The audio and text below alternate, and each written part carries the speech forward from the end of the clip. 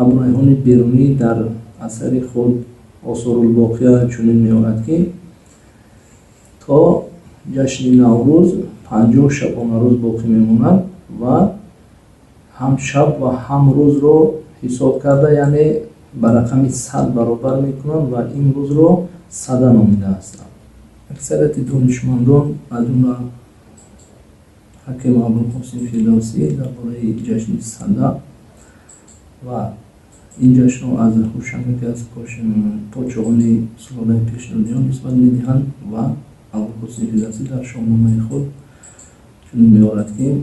вақте ки рӯшан ба саҳро меравад ба як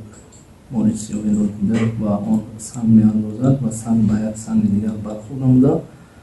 оташе ба вуҷуд меояд ва ҳамон рӯзро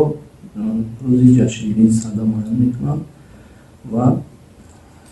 яъне асосгузори ин ҷашн ба қавли Абулқосим Фирдавсӣ рӯшан яке аз подшоҳони сулолаи пешниҳодиён ба ҳисоб меравад.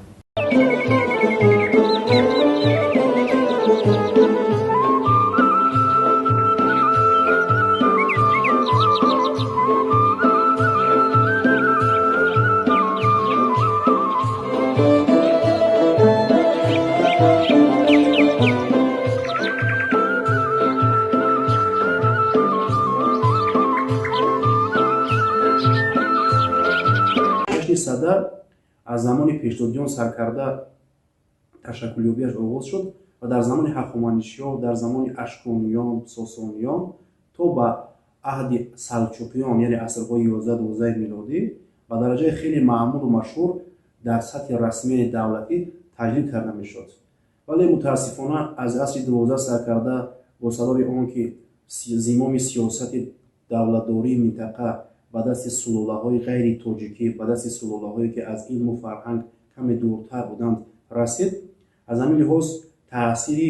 рӯҳониёни хуруфотпараст, рӯҳониёни илтиҷоӣ ба дарбори ҳокимияти минтақа зиёд шуд, боис шуд ки баъзе аз ҷашнҳои миллӣ, баъзе аз идҳои миллӣ акнун дигар дар сатҳи ҳокимият, дар сатҳи давлатӣ аз асри 12 то асри 20 таҷлил карда нашавад. ҷашни сада имрӯз танҳо дар Тоҷикистон дар сатҳи расмии давлатӣ таҷлил карда мешавад.